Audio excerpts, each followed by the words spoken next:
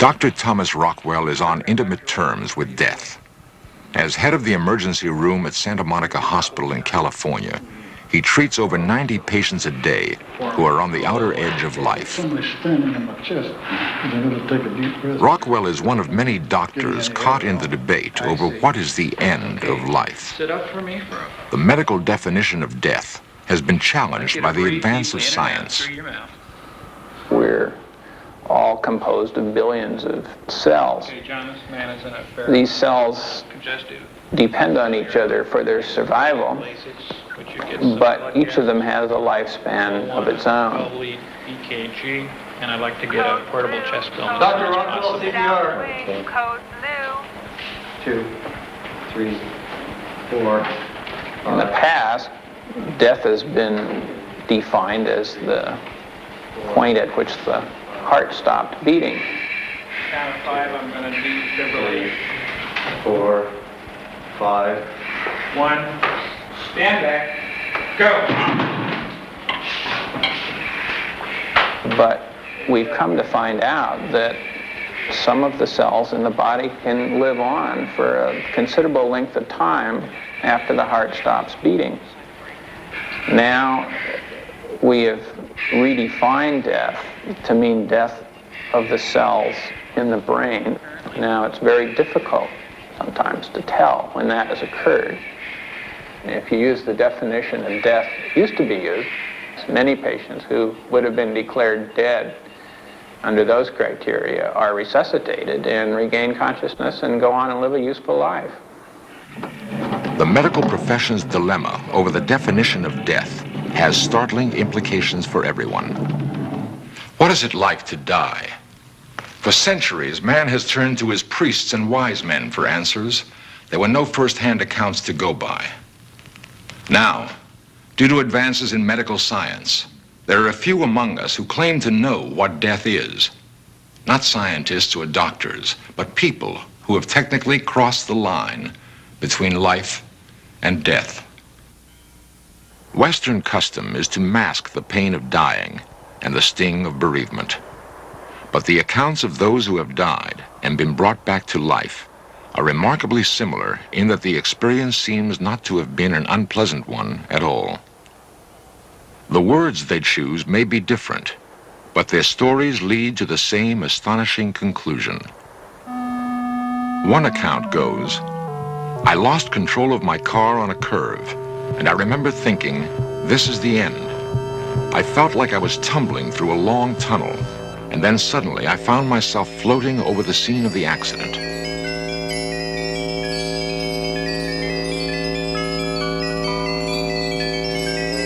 Another victim describes his experience this way. "It happened years ago. I was playing in the pool with my brother when I lost my breath. I kept bobbing up and down, and then suddenly I was engulfed in blackness. I could hear a soft, vibrating sound in my ear like wind chimes, and then I was above my body, watching them pull me out of the water and pound on my back." A third account also stresses the feeling of euphoria. "I was on the steps when the heart attack came. I collapsed and then felt myself go out of my body. The next thing I knew, I was in a rolling field too beautiful to describe.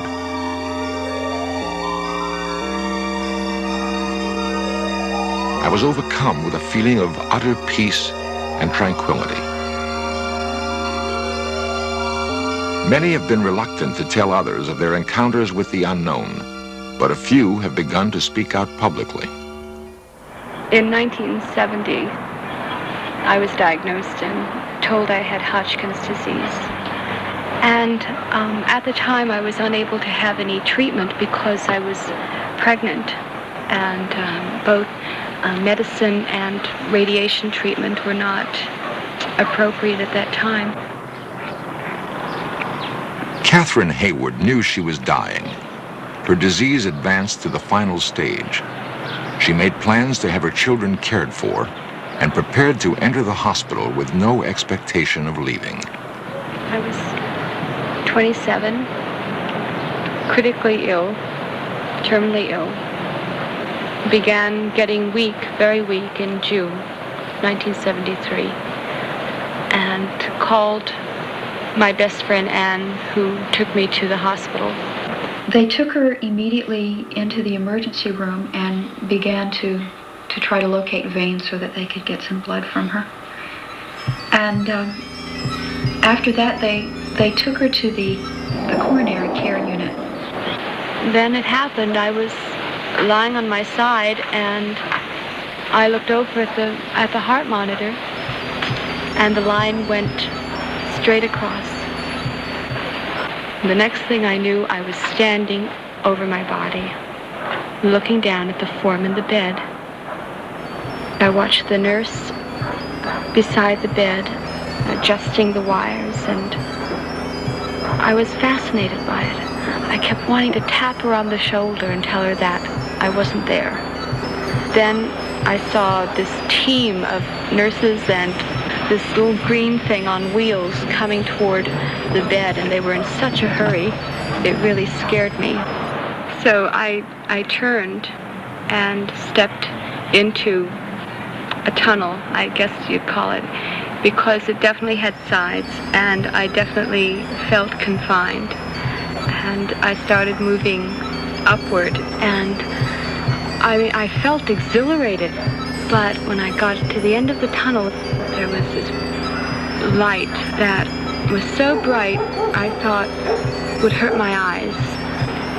Then I saw him about 100, 150 feet ahead of me, and it was the figure that I knew to be God.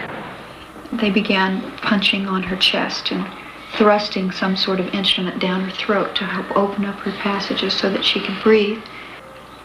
Kathy wasn't responding. I said, please don't make me go back. Please let me stay here with you. I sounded like a spoiled child, and I was really, really hanging on. Finally, he just took me and firmly but gently pushed me away from him and said, you must go back. There is a task that you have to do for me. And if you do this, you will come to me. And then he turned and he walked away. And I was furious. They had somehow managed to start her heart again and to start her breathing again. The doctor that was standing over me said, we've put the tube past her lungs into her stomach, and apparently they were pumping air into my stomach instead of into my lungs. And they said that's what was causing all this tremendous pain as I was experiencing as I was coming to, but I knew it wasn't that. I knew I was resisting coming back in the body. I felt a quiver running up and down my body, and I felt rage, and I felt like I didn't belong there. So there I was, and not speaking, and all of a sudden the line went straight again. Saw this nurse come running in, and she took the portable oxygen tank down, and I watched all this, and I watched her put the mask on me. Even though the line went straight, I still saw this. I saw the bed being pushed down the corridor towards the intensive care unit. That's the last thing I remember seeing before I left my body again.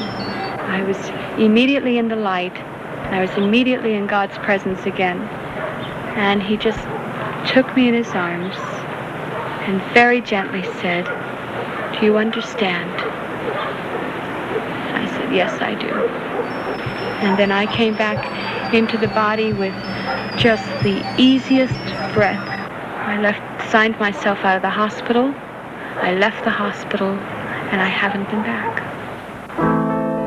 3 years later, Catherine's physician reports that she has no trace of Hodgkin's disease.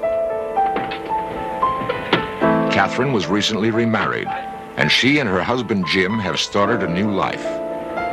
Catherine's story is not unique. The out-of-body experience has had a great impact on others who have come close to death. Over the last several years, I've been involved on various levels with several hundred people who have died, and intimately involved with about 100. Dr. Charles Garfield is a psychiatrist at the University of California Cancer Research Institute.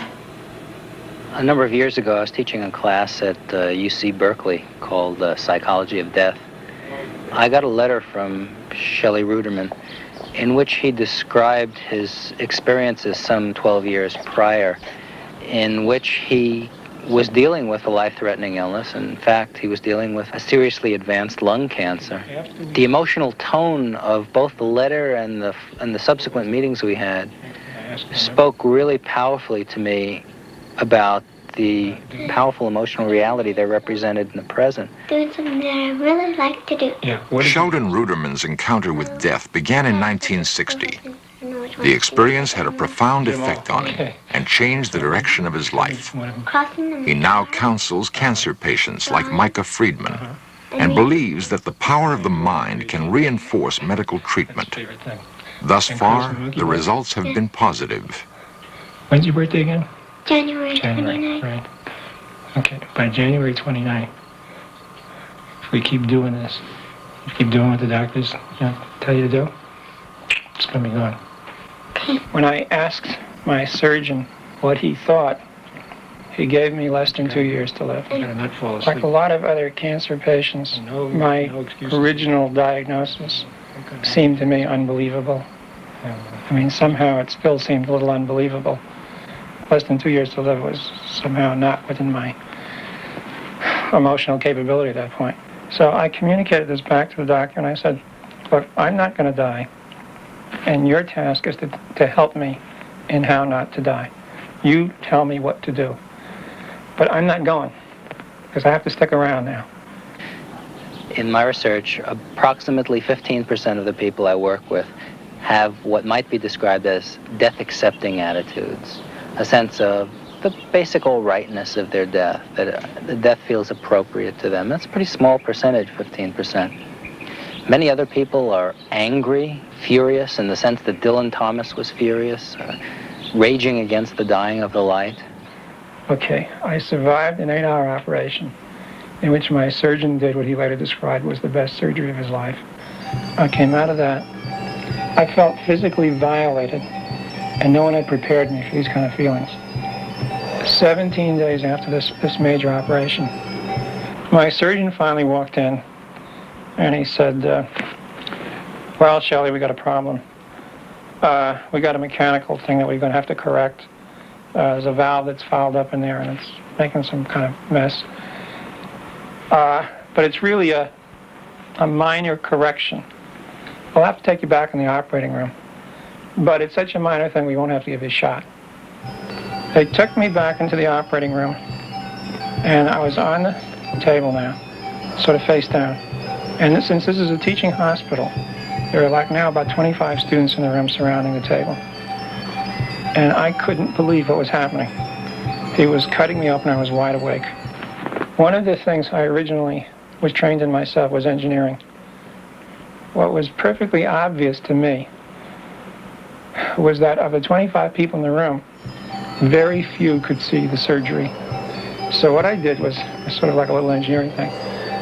In my mind, I built a board coming out of the wall in back of me, which would go right over the table, right above the body. I'd be able to look down, no one would block the view. It was just, mind play. No sooner had I thought of that when my consciousness was on the ceiling watching this operation.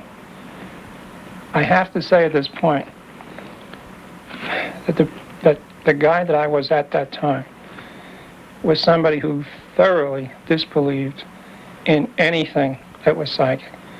I was a very scientific character. I was an atheist, very pragmatic. I didn't believe anything I didn't see. Here I was experiencing something that was impossible. My conscience was on the top of the room, watching them operate on my body. The view looking down was very clear when it came to the people watching the surgery. I could see all of the students very clear.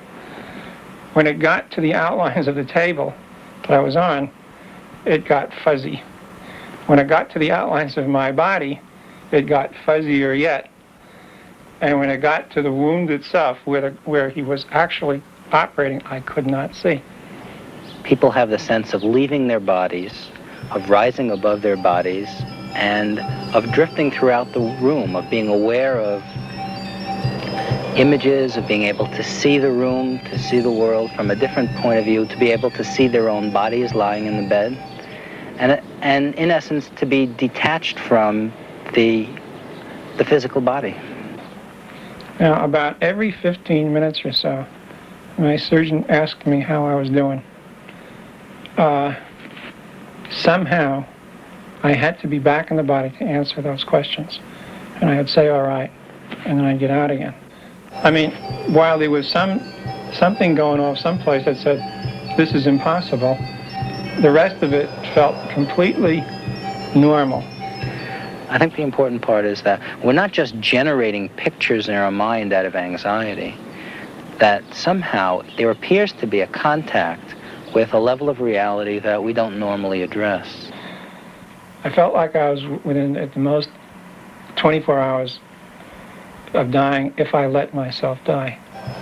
And somehow it did not seem at all incredible at this point that it was up to me whether I lived or died. And that's something I never would have believed before, but it seemed totally obvious right then. He had come as a natural scientist, as a scientist from the conventional mold, and had had an experience that totally baffled him. Another thing was the fact that he was quite convinced that he was responsible, largely responsible, for his survival.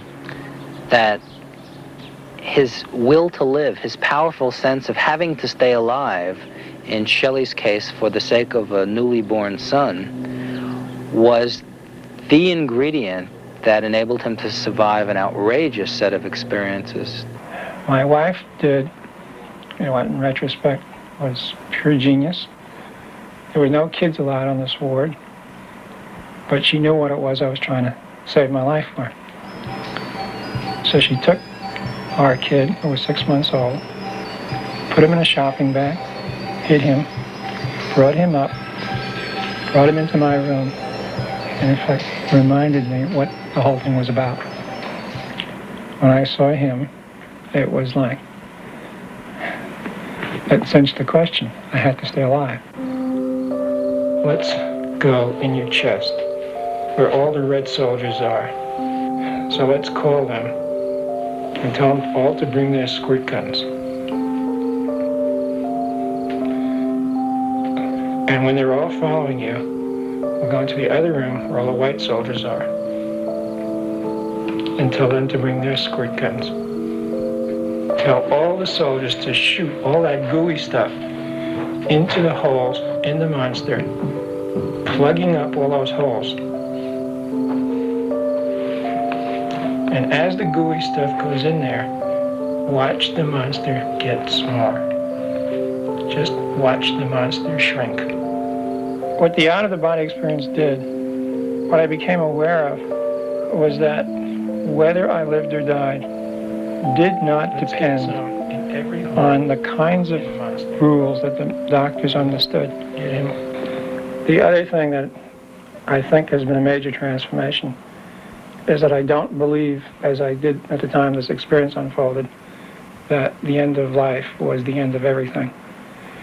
I believe now very strongly that there is a life after death. My personal belief is that there is continuity, that it would be outrageous for me at this point to believe that this was all there was. If you ask me what I know for sure, I'm in the same ambiguous position that the rest of the human race is in. I feel sure to myself that there is something that transcends beyond when you die. I have to say that the out-of-the-body experience was probably the key thing, because it is very hard once you realize you can have your consciousness and your body to separate, not to at least entertain the idea that even when your body is gone, your consciousness may go on.